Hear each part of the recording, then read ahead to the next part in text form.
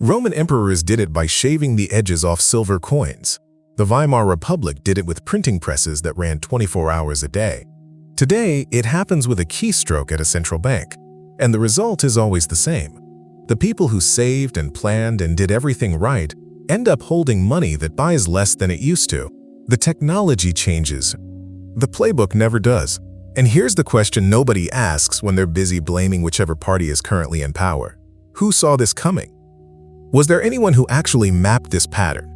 Not in hindsight, not after the damage was done, but decades before the crisis landed on your grocery receipt? There was, and what he wrote is either the most important thing you've never been told, or the most important thing that was told and ignored anyway. We're gonna find out which. By the end of this, you won't just understand what inflation is, you'll understand what it always does to ordinary people across 2,000 years, and exactly why governments keep doing it anyway. That part is not a mystery. It's an incentive. Start with Rome. Not because it's ancient history, because it's the cleanest laboratory we have. In the years of Augustus Caesar, the first emperor, the one who stabilized the empire and launched its golden period, the Roman coin, the denarius, was about 90% pure silver. It held its value. Merchants trusted it. Soldiers were paid in it. Farmers sold grain for it. It was money that meant something. Now here's the problem that no empire ever fully solves. It costs an enormous amount of money to run one. Roads, legions, bureaucrats, grain distributions, border fortifications, and eventually, wars that go longer and cost more than anyone planned. At some point, the obligations outrun the revenue. And at that point, every government in history faces the same three choices: raise taxes, cut spending, or find a way to pay the bills without doing either of those politically painful things. The Romans found the third option. They started clipping coins. Not dramatically, just a little silver shaved here, a little copper mixed in there, so gradual that no individual citizen could easily prove it was happening. By the reign of Emperor Gallienus in the 260s AD, the denarius contained about 5% silver, from 90% to 5% over roughly 200 years. A slow, quiet, relentless theft, committed not by a robber, but by the institution everyone trusted to protect the money. You know what happened to prices? Of course you do. When the coins lost their silver, merchants raised their prices. Not because they were greedy, but because they were doing arithmetic. A coin worth a fraction of what it used to be worth buys a fraction of what it used to buy. The price of wheat tripled. Essential goods became difficult to obtain. Soldiers, paid in debased currency, found that their wages bought less each year, even when the number on the coin stayed the same. And here's the part that never makes it into the textbooks. The damage wasn't only economic. What broke in Rome during those centuries wasn't just the currency. It was the confidence that the institutions managing the currency could be trusted. When the money is uncertain, everything priced in money becomes uncertain. Contracts become unreliable. Savings become a gamble. Long-term planning starts to feel irrational because the ground keeps shifting under the numbers.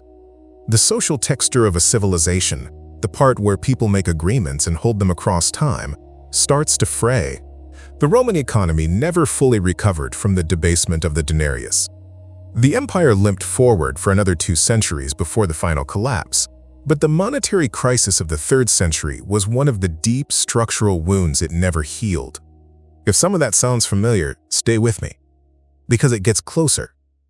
Jump forward to Germany, 1921. The First World War has ended, and Germany is carrying a debt that no nation in history had ever been asked to carry. The Treaty of Versailles imposed reparations, enormous, punishing, arguably designed to cripple. The German government faced the same 3 choices Rome faced: tax, cut, or find the invisible exit. And like Rome, it found the invisible exit. The German mark had already lost significant value during the war. After the war, the government began printing more marks to cover the reparations payments it couldn't otherwise make. The printing was gradual at first. Not alarming. The way the coin clipping wasn't alarming at first. And then it accelerated. By 1922, prices were rising faster than anyone had seen. By 1923, the situation had become something that people describe for generations afterward, because it doesn't fit inside normal frames of reference. At the peak of the Weimar hyperinflation, November of 1923, $1 American was worth 4,200 billion German marks. That is not a typo, not a rounding error. 4.2 trillion marks to $1. There's a famous image from that period. A woman using a wheelbarrow full of marks to buy a loaf of bread. It became the symbol of the era, and it's accurate, not as an exaggeration, but as a literal description of daily life.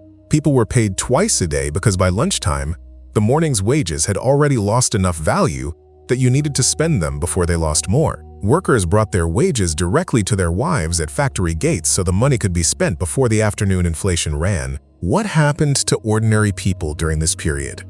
Savings were obliterated. If you had spent 20 years putting money aside for your retirement or your children's education, and that money sat in marks, it was worth nothing by 1923. Not less. Nothing. The thrifty, the careful, the responsible, they were the ones who lost everything. The people who had borrowed money, including the government, found that their debts were now negligible because they were denominated in currency that had been inflated into irrelevance. The German middle class, the backbone of the Republic, the teachers and small business owners and civil servants, was effectively wiped out. Not killed, just economically erased. And then you have to ask the question that every historian eventually asks about this period. What comes after? What fills the space when the middle class is destroyed? When trust in institutions is gone? When the currency has been revealed as a fraud? We know the answer, because we watched it happen. The Weimar Republic's economic catastrophe, the inflation above all, created the conditions. The political consequences were paid in the 1930s and 40s, and the whole world paid them alongside Germany. I want to be precise here. I am not saying hyperinflation automatically produces fascism. I'm saying that the documented historical record shows that the destruction of the German middle class and the collapse of institutional trust, both products of the monetary crisis, were among the conditions that made what followed possible. That's not an editorial opinion. It's what the historians who've studied this period, including Adam Ferguson in his meticulous account When Money Dies, have documented. The economic catastrophe preceded and enabled the political catastrophe. In that sequence, this is the deepest consequence of inflation that almost nobody mentions when they're discussing your grocery bill. It's not just that your savings buy less. It's that when enough people watch their savings buy nothing, they stop trusting the institutions that manage the money, and in that vacuum, other things grow. But here's the question I planted at the beginning, and I haven't answered it yet. Was any of this predictable? Did anyone map this in advance? We'll get there. But first, there's one more stop. August 15th, 1971. President Richard Nixon appears on television and announces that the United States is closing the gold window, meaning the US dollar will no longer be convertible to gold at a fixed rate. The Bretton Woods system, which had anchored international currencies to gold since 1944, is over. From this point on, the dollar is backed by nothing except the credibility of the US government and the Federal Reserve's management of the money supply. Nixon called it a temporary measure to protect the dollar against speculators. The temporary measure became permanent. Every dollar printed from that moment forward was no longer restrained by the physical supply of gold. The only limit on how much money could be created was the willingness of the people managing the system to exercise restraint. You can already feel where this is going. Between 1971 and 1980, the money supply expanded significantly, and the United States experienced what economists came to call stagflation, the unusual and deeply unpleasant combination of high inflation and high unemployment at the same time. The conventional economic wisdom of the era said that couldn't happen. Inflation and unemployment were supposed to trade off, not compound. The conventional wisdom was wrong. By March of 1980, the Consumer Price Index had risen 14.8% year over year. If you lived through that, you remember what it meant. Mortgage rates above 18%, savings accounts that couldn't keep pace with rising prices, the sense that no matter how carefully you managed your budget, the ground kept shifting. The Carter years, in the memory of the generation that lived them, carry the texture of a slow financial erosion. Not a dramatic crash, but the cumulative weight of a dollar that kept buying less. This is the American version of the pattern, same mechanism, different scale. And here's the part that matters most for what we're about to get to. This was not a surprise. Milton Friedman had been telling anyone who would listen for nearly 2 decades.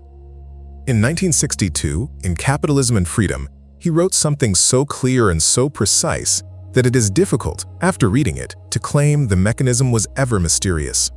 Inflation, he argued, is the one form of taxation that can be imposed without legislation. No vote, no bill, no constituent who can identify the line item on their tax return. The wealth transfer happens silently through the arithmetic of a dollar that buys less, and the people who bear the cost are exactly the people who did the responsible thing. They saved. In 1963, writing with Anna Schwartz in A Monetary History of the United States, Friedman established what became one of the most documented propositions in economics.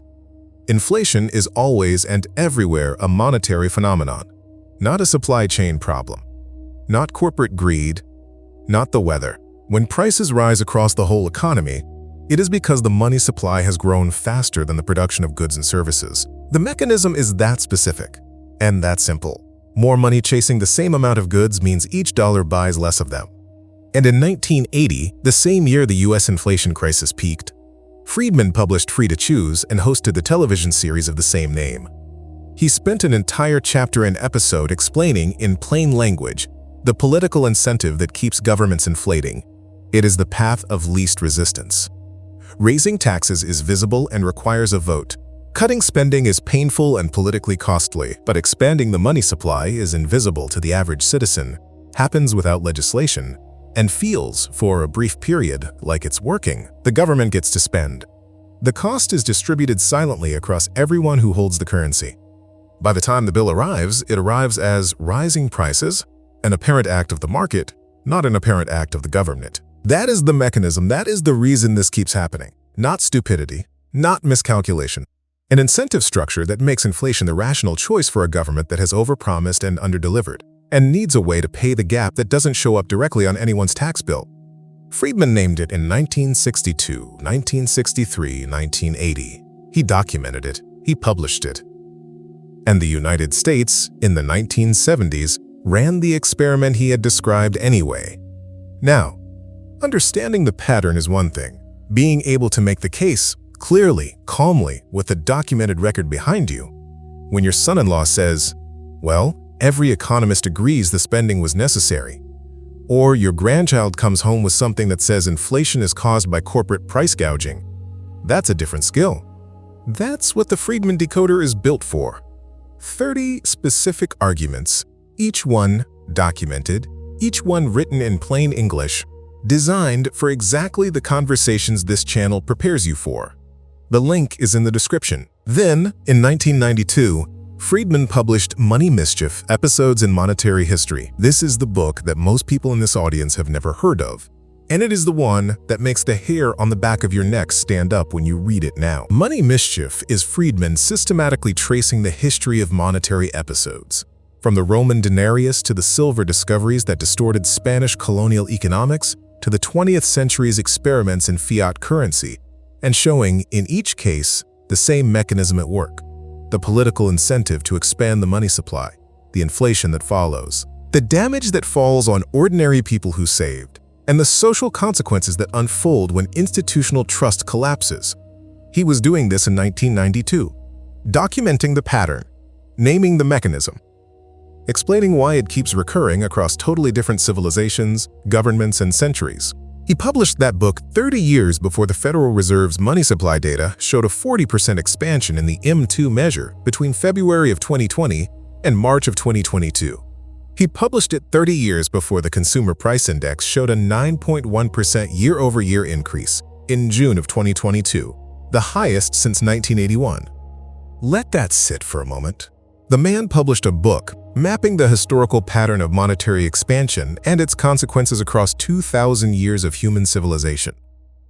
Then, 3 decades later, the United States ran the experiment again. The M2 data is from the Federal Reserve Bank of St. Louis. The CPI data is from the Bureau of Labor Statistics. These are not partisan sources. These are the government's own numbers, and the mechanism that produced those numbers is identical, not similar, not analogous, identical to the mechanism Friedman documented in the Roman case, in the Weimar case, in the 1970s American case. More money, faster than goods, prices rise, savers bear the cost. The political beneficiaries of the spending move on. The people who held the currency absorb the loss. This is what a prophecy looks like when it comes from someone who understood the mechanism well enough to know it wasn't a prophecy at all, it was arithmetic. The prophecy was only necessary because the arithmetic kept being ignored. If you felt, over the past few years, that something was being done to you, that your savings were losing ground through no fault of your own, that prices were rising in ways that felt unfair without being explicable, that the people in charge seemed surprised by something that didn't seem surprising. That feeling was correct. You weren't confused. You weren't oversensitive. You were watching, without the vocabulary to name it, the latest episode in a pattern that has been documented since Julius Caesar. You weren't crazy. You were right. The record confirms you.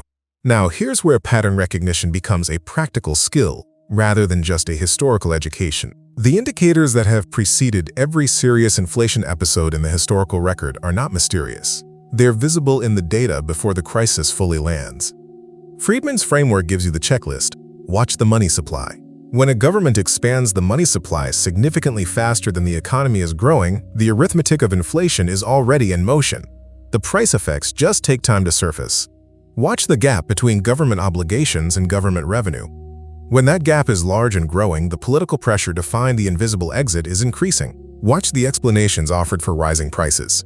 When they focus on supply chains or corporate behavior or international disruptions and avoid any mention of monetary expansion, that is a signal that the mechanism is being obscured. None of this is a prediction of doom. Friedman himself was careful about that. Understanding the mechanism is not the same as knowing exactly when and how severely it will manifest. The historical cases vary enormously in their outcomes. The Roman debasement played out over 2 centuries. The Weimar collapse happened in 2 years. The 1970s American stagflation was severe but recoverable. The German episode was civilization-altering. What you can do with this understanding, and this is the transformation Friedman himself hoped for, is evaluate explanations. When someone tells you inflation is caused by price-gouging corporations, you can ask, why did they suddenly become greedy in 2021 and not before? When someone tells you the monetary expansion was necessary and had no inflationary consequences, you can point to the BLS data and ask them to explain the timing. When someone says this was all unprecedented and unpredictable, you can hand them Money Mischief, published 1992, and ask them to find the chapter that doesn't apply. That's not being combative. That's being informed. And there is an enormous difference. The real question isn't whether the pattern repeats. It has repeated with remarkable consistency across cultures and centuries and economic systems far more different from each other than our current moment is from the 1970s. Roman emperors and Weimar governments and American central bankers don't share a conspiracy, they share an incentive structure. And incentive structures, Friedman understood, are more powerful than intentions. The real question, the one this history raises and doesn't fully answer, is whether we're the generation that finally decides to name the mechanism clearly enough and early enough that the public can evaluate it before the crisis rather than after. Every generation that lived through one of these episodes eventually understood what had happened. The Romans eventually understood why the denarius was worthless. The Germans eventually understood what the printing presses had done. Americans in the 1980s, after Paul Volcker raised interest rates to painful levels and wrung the inflation out of the system, eventually understood what the preceding decade had cost. Understanding has never been the problem. The timing has. It always arrives after. Friedman's gift, the thing that separates the careful study of his work from simply watching the news, is that his framework allows you to understand before, not with certainty about timing or magnitude, but with clarity about mechanism. And mechanism is what the news and the political class and the conventional explanation almost never gives you. You know the mechanism now. That's not a small thing.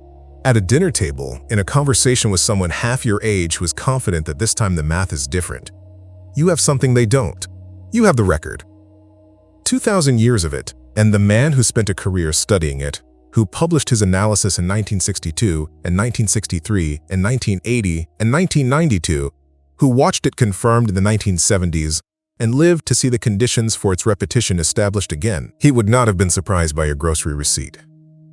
He would have said, predictable, and predicted. Tell me this. If you could hand one Friedman argument to every member of Congress before they voted on the next spending bill, one paragraph, one page, which argument would you choose? Leave it in the comments. I want to know which one lands hardest for you.